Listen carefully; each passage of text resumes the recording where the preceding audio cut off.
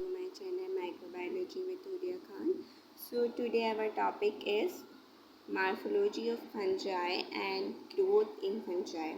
So कौन कौन सी conditions होती हैं जिनमें फंजाई जो है वो इजीली ग्रो करती है या उसको कौन कौन सी ऐसी कंडीशन चाहिए होती हैं जिसमें वो ग्रो कर जाए। तो मैंने अपने पिछले जब मैंने लेक्चर बनाया था जिसमें मैंने फंजाई पढ़ाया था सिर्फ उसमें मैंने कुछ चीज़ें क्लियर करी हुई थी कि जो सेप्टेट और नॉन सेप्टेट फंजाई कौन सी होती है, हाइफी किस तरह की होती है, डिफरेंट हाइफी मिलके माइसीलियम बॉडी बनती है जिसको हम फ्रूटिंग बॉडी भी कहते हैं।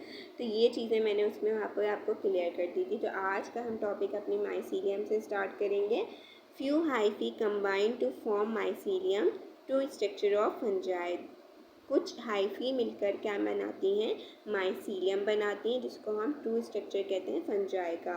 Intercellular if growing between host cell and intracellular penetrate into the host cell। अब ये कह रहे हैं जो इंटरसेलुलर होती हैं वो कहाँ ग्रो होती हैं, होस्ट सेल में, ठीक है, between the host cell. And जो इंट्रासेलुलर होती हैं वो क्या करती हैं, पेनिट्रेट करती हैं होस्ट सेल को।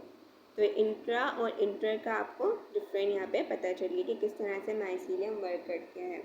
अब हम बात कर लेते हैं फंगस सेल की कि फंगस सेल जो होता है वो किस तरह का होता है, इसकी सेल वॉल किस तरह बनी हुई होती है, made up of chitin with और विदाउट फंगल सेलुलोज। किसी में सेलुलोज होता है किसी सेल वॉल में और किसी सेल वॉल में सेलुलोज नहीं होता, लेकिन मोस्टली जो फंजाई की सेल वॉल फेमस है जो उसको डिफ्रेंशिएट करती है दूसरे से, वो उसकी सेल वॉल में प्रेजेंट काइटिन है, ठीक है।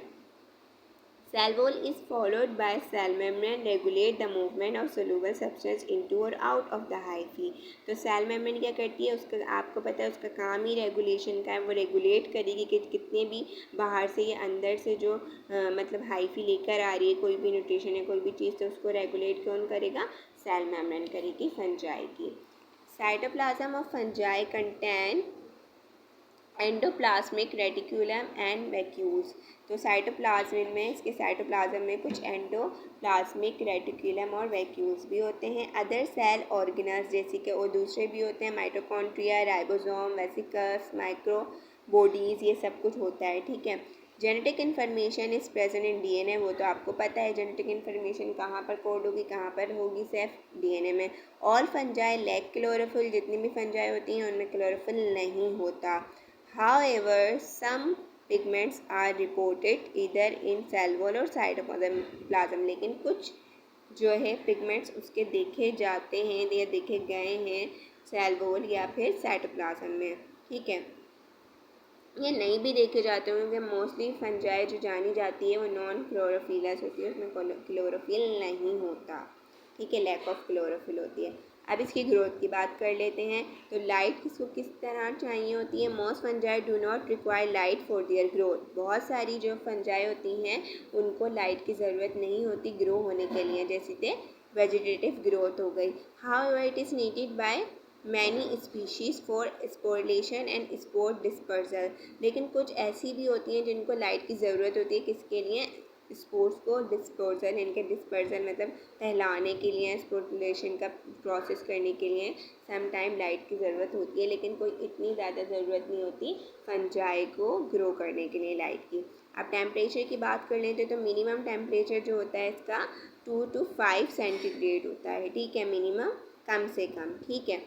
ऑप्टिमम क्या होता है, जो कि बहुत अच्छी जिसमें ग्रोथ होगी वो होता है 22 to 27 सेंटीग्रेड। जैसी बैक्टीरिया का कितना होता है, 37 ऑप्टिमम टेम्परेचर होता है जिसमें बैक्टीरिया मोस्टली ग्रो करते हैं, बहुत अच्छी के साथ उनकी ग्रोथ होती है। इसी तरह यहाँ पर फंजाई का क्या है, 22 to 27 सेंटीग्रेड पे फंजाई अच्छा ग्रो करता है क्योंकि इसको ज़्यादा जो है हाई टेम्परेचर की नीड नहीं होती अच्छा ग्रो करने के लिए। फिर मैक्सिमम ग्रोथ इसकी क्या होगी, 35 to 40 सेंटीग्रेड इसकी रेंज होती है। Greater than 40 they can die, अगर 40 से ज़्यादा इसका टेम्परेचर जा रहा है it's mean they will die, तो वो क्या हो जाएंगे, डाई हो जाएंगे। पीएच इसकी क्या है, पीएच की requirement generally fungi require acidic pH medium for normal growth. जो जनरली जो फंजाई है उसको एसिडिक पीएच चाहिए होती है ग्रो करने के लिए, नॉर्मल ग्रोथ करने के लिए, यानी कि ज़्यादातर जो फंजाई की ग्रो होगी वो एसिडिक इन्वायरमेंट में ज़्यादा होती है। ऑप्टिमम पीएच इज़ 5 to 6.5 जो है इसकी pH होनी चाहिए। Few species are capable to grow in pH of 3 and other on pH 9। लेकिन कुछ ऐसी स्पीशीज़ भी होती हैं जो कि below to 5 and higher to 6.5 से जो है वो ग्रो कर जाती हैं, ठीक है। लेकिन मोस्टली जो है 5 से 6.5 की एक रेंज बताई गई है जिसमें ये ग्रो ज़्यादातर करती हैं और अच्छा ग्रो करती हैं इस pH में। ऑक्सीजन की रिक्वायरमेंट अगर हम देखें, oxygen supplies an important factor for the growth of fungi. इसकी ग्रोथ के लिए एक इम्पॉर्टेंट फैक्टर है oxygen. Mostly fungi are aerobic, और क्योंकि मोस्टली जो फंजाई होती हैं वो क्या होती हैं, एरोबिक होती हैं, इसलिए ऑक्सीजन की इसको नीड होती है ग्रो करने के लिए। क्योंकि देखेंगे अगर उसमें प्लांट में भी आपको मैंने बताया कि इससे माइक्रोराइजल रिलेशनशिप भी रखता है प्लांट के साथ, तो प्लांट से भी ये ऑक्सीजन ले लेती हैं, तो इसलिए वहाँ पर ये अच्छे से ग्रो कर लेती हैं। तो ये एक पॉइंट और आप इंक्लूड कर सकते हैं माइक्रोराइजल के रिलेशनशिप में। अब हम आगे मॉइस्चर की बात करते हैं। तो like all other organism, water is also an essential requirement for the growth of fungi. Moisture की बात करेंगे तो वाटर एक इम्पॉर्टेंट कंटेंट है, इम्पॉर्टेंट एक असेंशियल एलिमेंट है for the growth of fungi के लिए। तो उसको गीले मतलब कि मॉइस्चर उसमें जो है वो ज़्यादा अच्छे ग्रो करती हैं फंजाई वाटर में, ठीक है। न्यूट्रिशन की बात कर लें, क्योंकि आपने देखा मोस्टली फंजाई जो है वो हमें ग्रीन ग्रीन से ज़्यादातर अच्छी ग्रो नज़र आती हैं। वो पानी के अंदर ही आप देखते हैं ग्रीन ग्रीन सी होती हैं बहुत सारी, कुछ दूसरी भी होती हैं, तो इस तरह से भी होते हैं क्योंकि वो एल्गी भी होती है थोड़ा ग्रीन जो दूसरा होता है, तो इसमें भी थोड़ा डिफरेंट करने में प्रॉब्लम हो जाती है, ठीक है। तो लेकिन फंजाई भी मोस्टली डार्क ग्रीन होती हैं, इस तरह की होती हैं, ठीक है। न्यूट्रिशन की बात कर लेते हैं। फंजाई हेटरोट्रॉपिक होती है। हेटरोट्रॉपिक आपको पता है जो कि खुद अपने ग़िज़ा तैयार नहीं कर सकती, ठीक है, जो दूसरों के थ्रू लेती है। Obtain from food either from living organism as parasite, अगर वो लिविंग से लेगी तो किस वे में लेगी, एज अ पैरासाइट लेगी। और from dead organic matter as saprophyte, और अगर डेड ऑर्गेनिक मैटर से लेगी तो आपको पता है उनको हम क्या कहते हैं, ऐसे ऑर्गेनिज्म को सेप्रोफाइटिक या सेप्रोफाइट कहते हैं, ठीक है। तो वो सेप्रोफाइट कहलाएंगे। Both parasitic and saprophyte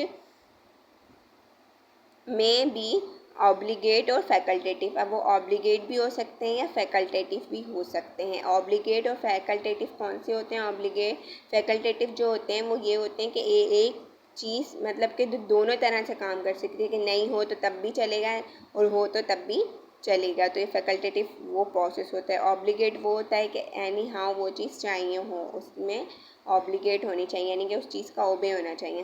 fungi required carbon, hydrogen, oxygen, nitrogen, phosphorus, magnesium, zinc, ferric and calcium in the form of essential element for nutrition requirement. तो ये सारे एलिमेंट्स उसको असेंशियल होते हैं, उसके लिए उसको चाहिए होते हैं इसकी ग्रोथ के लिए, ठीक है।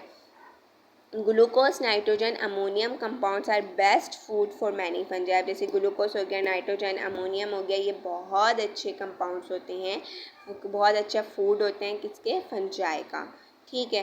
तो ये हमारा था पूरा फंजाई का आज का टॉपिक, जिसमें हमने पढ़ा कि इसकी ग्रोथ के लिए इसको कौन कौन सी कंडीशंस चाहिए होती हैं, किस तरह से इसकी ग्रोथ होती है। I hope you can understand what I teach today. So if you any confusion, you any question, so you can ask me easily in my comment box, then I will be answer. सो ये था हमारा आज का lecture. अगर आपको कोई भी चीज़ नहीं समझ आई हो, अगर आपको कन्फ्यूजन हो रही हो, राइटिंग इशू हो रही हो, सो प्लीज़ आप मुझसे क्वेश्चन कीजिएगा, मैं उसको इजीली क्लियर करूँगी, ठीक है। तो ये आज की हमारी वीडियो थी। If you like my video so hit the like button, like, share and subscribe my channel. आप जो है जितना नॉलेज को बढ़ाएंगे, नॉलेज आपको उतनी ही ज़्यादा मिलेगी, क्योंकि अल्लाह ताला उसी के इल्म में बरकत देता है जो कि दूसरों तक पहुंचाते हैं, ठीक है। So thanks for watching. अल्लाह हाफ़िज़।